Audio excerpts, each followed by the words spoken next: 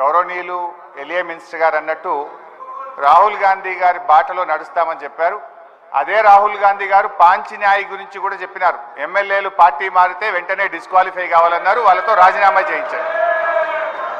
రెండవది అధ్యక్ష, మేము కూడా సబ్జెక్టే మాట్లాడతాం. We will not deviate from the budget. 10 ఏళ్ళు మేము కూడా ప్రభుత్వంలో ఉన్నాం. మా అనుభవాలను ఈ ప్రభుత్వానికి ఈ రాష్ట్రానికి మేలు జరిగే విధంగా వాస్తవాలు మాట్లాడే ప్రయత్నమే చేస్తాం అధ్యక్ష. అయితే ఒక రిక్వెస్ట్ అధ్యక్ష, బడ్జెట్ మొత్తం 4 రోజులు పెట్టినాం. మన పద్దులు కూడా మాట్లాడే అవకాశం తక్కువ ఉంది. అందువల్ల కొంచెం సమయం ఎక్కువ ఇవ్వండి దయచేసి. మేము ఈ రాష్ట్రం కోసం, మరి ఈ రాష్ట్ర ప్రజల భవిష్యత్తు కోసం ఈ ప్రభుత్వానికి కూడా కొన్ని మంచి సూచనలు ఇస్తాం అధ్యక్ష. కొంచెం దయచేసి ఇంటరప్షన్ లేకుండా సమయం ఇవ్వాలని విజ్ఞప్తి. అధ్యక్ష, the more a government blames others, the more it reveals its own failures and inability. ఏ ప్రభుత్వమైనా ఇతరులను ఎక్కువగా నిందిస్తుందో ఆ ప్రభుత్వం తన అసమర్థతను, వైఫల్యాలను బయట పెట్టుకుంటుంది. కాంగ్రెస్ ప్రభుత్వం ప్రవేశపెట్టిన బడ్జెట్ గురించి వ్యాఖ్యానించడానికి ఈ మాటలు సరిగ్గా సరిపోతాయి. బడ్జెట్ ప్రసంగం అంతా బీఆర్ఎస్ను తిట్టిపోయడం కోసం తయారు చేసినట్లుంది. ఒక రాజకీయ కరపత్రం లాగా ఉంది.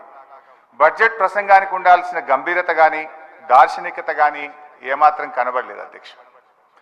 ఫార్ములేషన్ ఆఫ్ పాలసీ కన్నా హ్యూమిలియేషన్ ఆఫ్ అపోజిషన్ మీదనే బట్టి గారు ఎక్కువ దృష్టి పెట్టినట్టుగా కనబడ్డది. అధ్యక్ష, నేను సూటిగా ఒక మాట అడుగుతా ఉన్నా అధ్యక్ష, ఎన్ని రోజులు మా పేరు చెప్పి బతుకుతారు? మీరు చేసిందేందో, చెయ్యబోయేదేందో గది చెప్పుంది. 8 నెలలు గడుస్తున్నాయి అధ్యక్ష. మన రాష్ట్రంలో దశ దిశ లేని పాలన నడుస్తుంది. ఈ రోజు వరకు ఒక్క పాలసీని సమగ్రంగా రూపొందించలేదు, ప్రజలకు వెల్లడించలేదు. ఎంతసేపు ఉత్త రాజకీయ వృధా, కాయగొరుకుడు మాటలు, విజన్ లేదు, విషయం లేదు. ఇప్పటి వరకు సాధించిన ఒక విజయం లేదు. సిద్ధహస్తులని ఈ బడ్జెట్ నిరూపించింది. ఒకవైపు బీఆర్ఎస్ ప్రభుత్వం గత 10 ఏళ్లలో అన్ని రంగాల్లో పూర్తిగా వైఫల్యం చెందిందని రాశారు. మరొక వైపు ఇదే బడ్జెట్లో రాష్ట్ర తలసరి ఆదాయం 3,47,229 రూపాయలని పేర్కొన్నారు. ఇంత సెల్ఫ్ కాంట్రడిక్షనా అధ్యక్ష? ఇంత కన్ఫ్యూజనా అధ్యక్ష? ఇంత కుట్రనా అని నేను అడుగుతా ఉన్నా.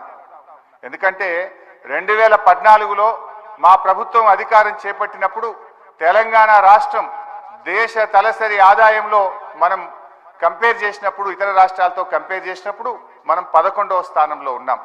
కానీ మా 10 ఏళ్ల పాలన ఫలితం ఈరోజు గోవా, సిక్కిం లాంటి చిన్న రాష్ట్రాలు మినహాయిస్తే తలసరి ఆదాయంలో తెలంగాణ రాష్ట్రం దేశంలోనే నంబర్ 1గా నిలపడం జరిగింది.